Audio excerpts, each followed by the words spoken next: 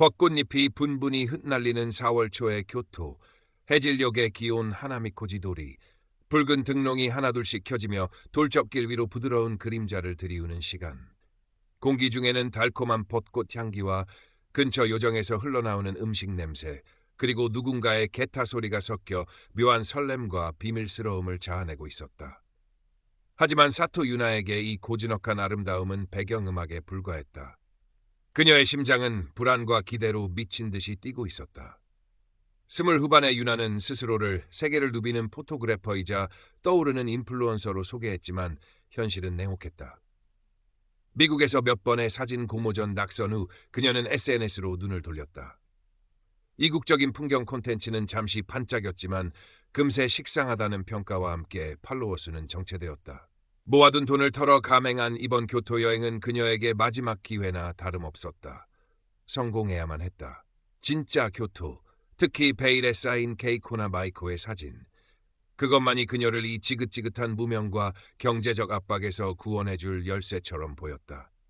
170cm의 마른 몸에는 빈티지 프린트 티셔츠와 헐렁한 카고 팬츠, 낡은 워커가 걸쳐져 있었다. 밝은 갈색으로 염색한 푸석한 긴 머리는 아무렇게나 틀어올렸고 목에는 그녀의 전 재산이나 다름없는 전문가용 카메라가 위태롭게 매달려 있었다. 양 손목에 여러 겹 실팔찌만이 그녀의 자유로운 영혼을 대변하는 듯했지만 예민하게 떨리는 눈빛과 주변을 끊임없이 살피는 초조한 몸짓은 감출 수 없었다. 일본계 미국인이라는 정체성은 오히려 족쇄 같았다. 어설픈 일본어 실력, 일본 문화에 대한 피상적인 이해는 때때로 오해를 낳았고 그녀를 더욱 고립시켰다. 딱 한 장이면 돼. 결정적인 한 장. 유나는 인파 속을 헤치며 좁은 골목길로 접어들었다. 하나미코지 도리보다는 한적했지만 여전히 관광객들의 발길이 끊이지 않았다. 그녀의 눈은 매처럼 날카롭게 움직였다. 그때였다. 골목 깊숙한 곳, 붉은 등롱 아래로 빠르게 사라지는 비단 기모노의 뒷모습.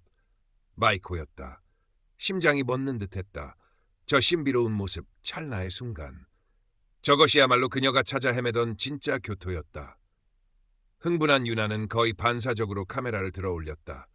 뷰파인더 너머로 마이코의 뒷모습이 아슬아슬하게 잡혔다. 골목 입구에 희미하게 보였던 사유지 촬영 금지 표지판 따위는 이미 안중에도 없었다. 예술에는 국경도 규칙도 없어. 이 순간을 놓칠 순 없어. 스스로를 정당화하며 셔터를 누르려던 바로 그 순간 굵고 단호한 목소리가 그녀의 앞을 가로막았다. 코코데 저에와 긴지 사레테 이마스. 카메라오 호로시나사이. 여기서 촬영은 금지되어 있습니다. 카메라를 내려놓으세요. 유나는 화들짝 놀라 고개를 들었다. 눈앞에는 50대 후반으로 보이는 경비원이 서 있었다. 칼같이 다려진 제복, 짧게 깎은 반백의 머리, 햇볕에 그을린 주름진 얼굴. 무엇보다 강렬한 것은 감정을 읽을 수 없는 날카로운 눈매였다. 전직 경찰 출신이라는 소문이 도는 다나카 켄지. 그는 기온거리의 질서와 품위를 지키는 파수꾼을 자처하는 인물이었다. 그의 눈빛에는 규칙 위반자에 대한 경멸과 외국인에 대한 뿌리 깊은 불신이 동시에 서려 있는 듯했다. Just one shot. 마이코상, very beautiful.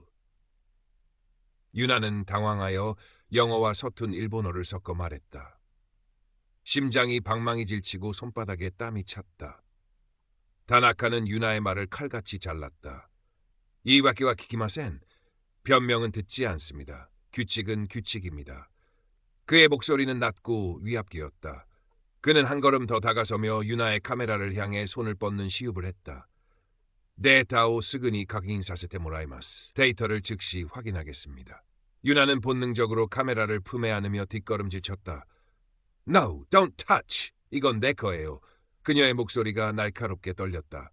그 사이 소란을 감지한 사람들이 하나둘씩 모여들기 시작했다.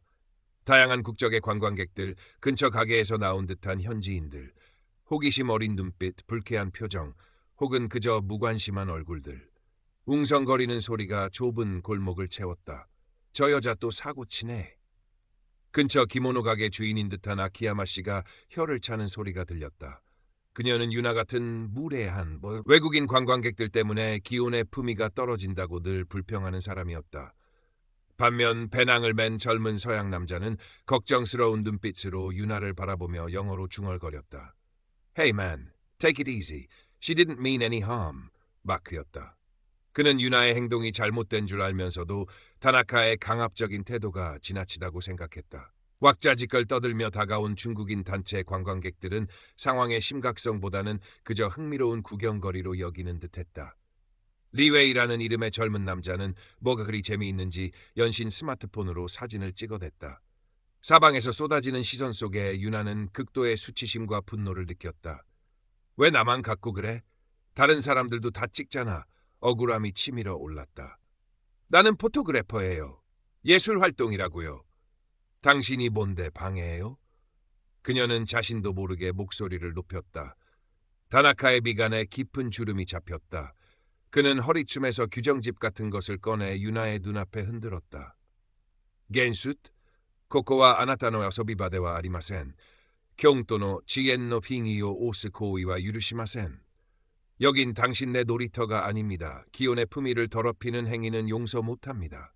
그의 목소리에는 노골적인 적대감이 실려 있었다. 그는 다시 유나의 팔을 잡으려는 듯 손을 뻗었다. 바로 그때였다. 누군가의 스마트폰에서 라이브 스트리밍 알림음이 울렸다. 화면에는 교토기온 진상여 베이스 강압 경비원이라는 자극적인 제목이 떠 있었다. 순식간이었다. 유나와 다나카의 대치 장면은 실시간으로 인터넷에 퍼져나가기 시작했다. 화면 아래로는 빠르게 댓글이 올라왔다. 헐, 저 여자 개념 없네. 경비원 아저씨 너무 무서워. 풍크. 또 외국인이 문제야? 교토 기온 진상 키오토존 트러블. 근데 저 경비원 원래 좀 그럼. 유명함. 마이코상 불상. 유나는 온몸에 피가 차갑게 식는 것을 느꼈다. 자신이 전시되고 있었다. 그것도 가장 추하고 비참한 모습으로. 그녀의 의도와는 상관없이 그녀는 순식간에 무개념 외국인 관광객이자 동시에 강압적인 경비원의 피해자라는 이중적인 낙인이 찍히고 있었다. 머릿속이 하얗게 비어버리는 듯했다. 공포가 온몸을 휘감았다. 다나카는 주변의 스마트폰 불빛 따위는 아랑곳하지 않았다. 오히려 더욱 기세등등하게 유나를 몰아붙였다. 그의 눈빛은 과거 경찰 시절 범죄자를 다루던 때처럼 차갑게 빛났다. 어쩌면 그는 이 순간 무질서한 외국인을 단속함으로써 자신의 존재 가치를 확인하고 있었는지도 모른다.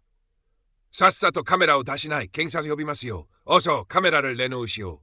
경찰을 부르겠소.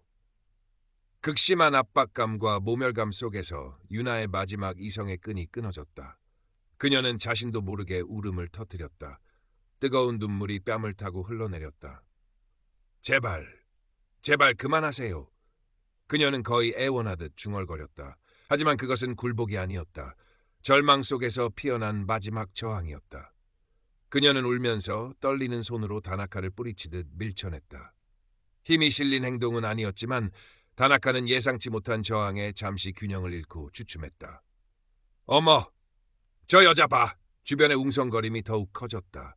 유나를 비난하는 목소리와 다나카의 과잉 대응을 지적하는 목소리가 뒤섞여 아수라장이 되었다. 마크가 유나를 보호하려는 듯 앞으로 나섰고 아키야마 씨는 더욱 노골적으로 불쾌감을 드러냈다. 리웨이는 더 신이 나서 촬영에 열중했다. 바로 그때 멀리서 희미하게 경찰 사이렌 소리가 들려오는 듯했다. 혹은 상급 경비 책임자로 보이는 다른 제복 차림의 남자가 다급하게 다가오고 있었다. 현장의 혼란은 최고조에 달했다. 유나는 멍한 표정으로 이 모든 상황을 바라보았다. 흩날리는 벚꽃잎, 붉은 등롱, 수많은 카메라 렌즈, 그리고 그 안에 갇힌 자신의 비참한 모습. 그녀의 꿈, 그녀의 마지막 희망이 산산조각 나고 있었다. 교토의 아름다운 밤은 그녀에게 지옥도를 보여주고 있었다. 결국 경찰이 도착했고 상황은 일단락되었다. 유나는 경찰서까지 이미 동행되어 조사를 받아야 했다. 다행히 폭행 혐의는 없었고 촬영 데이터 삭제 및 재발 방지 약속 후 풀려날 수 있었지만 이미 그녀의 얼굴과 이름 그리고 기온 진상녀라는 꼬리표는 인터넷 세상을 떠돌고 있었다. 그녀가 재기를 꿈꾸며 운영하던 SNS 계정은 순식간에 악플로 마비되었다. 나라 망신시키는 X, 카메라 뺏어서 부숴버려야 함, 일본 와서 행패 부리지 마라 등 원색적인 비난이 쏟아졌다. 밤새도록 울려대는 스마트폰 알림 소리는 그녀의 신경을 갉아먹었다. 다나카 켄지 역시 무사하지 못했다. 그의 과잉 대응 영상 또한 퍼져나가면서 강압 경비원, 외국인 혐오 논란에 휩싸였다. 회사로부터 엄중한 경고와 함께 감봉 처분을 받았고 기온 거리 순찰 업무에서도 배제되었다. 그는 여전히 자신이 할 일을 했을 뿐이라고 항변했지만 아무도 귀 기울여주지 않았다. 그의 완고한 얼굴에는 깊은 피로와 냉소가 드리워졌다. 어쩌면 그는 자신의 신념이 만들어낸 결과 앞에서 처음으로 혼란을 느꼈을지도 모른다. 며칠 후 유나는 텅 빈 캐리어를 끌고 간사이 공항으로 향했다. 벚꽃은 여전히 화사하게 피어 있었지만 그녀의 눈에는 잿빛으로 보일 뿐이었다. 교토는 그녀에게 아름다운 악몽을 선사했다. 스마트폰 화면에는 여전히 그녀를 조롱하고 비난하는 댓글들이 넘실댔다. 그녀는 조용히 SNS 계정을 삭제했다. 사진작가의 꿈, 인플루언서의 성공, 모든 것이 신기루처럼 사라졌다.